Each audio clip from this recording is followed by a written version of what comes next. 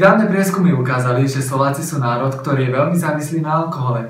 Každé tretie dieťa sa narodí s alkoholom v krvi a 80% občanov si bez alkoholu život nevie ani predstaviť. Presne tak. A každý druhý prípad práve končí smrťou. My sme poslali našu redaktorku Juditu Černobílovú, aby zistila, či je to pravda.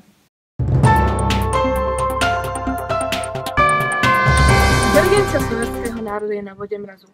Príčinou môže byť napríklad nadmerná konzumácia alkoholu.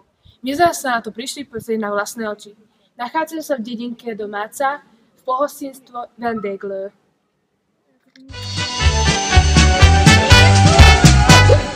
A ja chodí s krčmi sem a tam, každej krčme si pol deci dám. O chvíľu som spitý jak ten pes a vždy chodím domu bez penés. Momentálne sa už nachádzam v centre dedinky Domáca, kde som našla dvoch typických občanov. Takú trochu. Čo chceš? Tu máš tiež kvás. Dobrý. Mohla by som sa spýtať na pár otázok? Čo je to? Čo si? Malina, daj to sem. To som už pil. Čo si myslíte o alkoholizme? Ježiš, však to sú každý deň budú vraj Vianoce, nie, však čo by som bez neho robil? Povedz, Nataša, však povedz. Zdravo. Daj, jasné, však si pripálim troške, nie?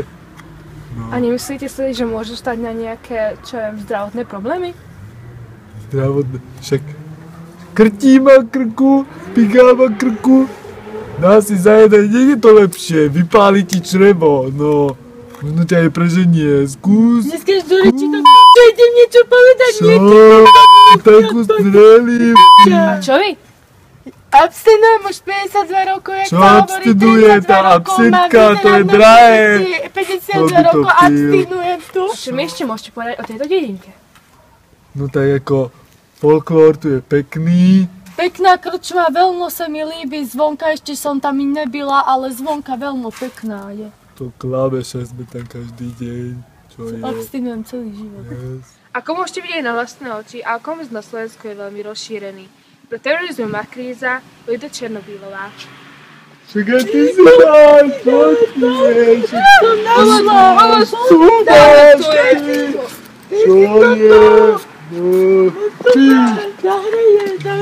Kde sa to tu vypína?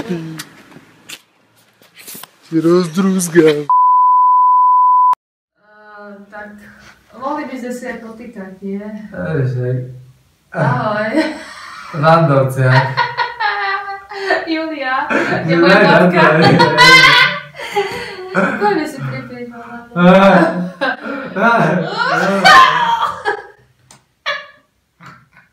Ticho.